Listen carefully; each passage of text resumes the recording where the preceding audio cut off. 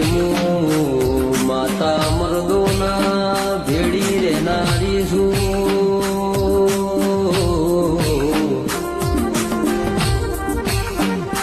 મન માતાના રોકનો વેપાર ફાવતો નથી.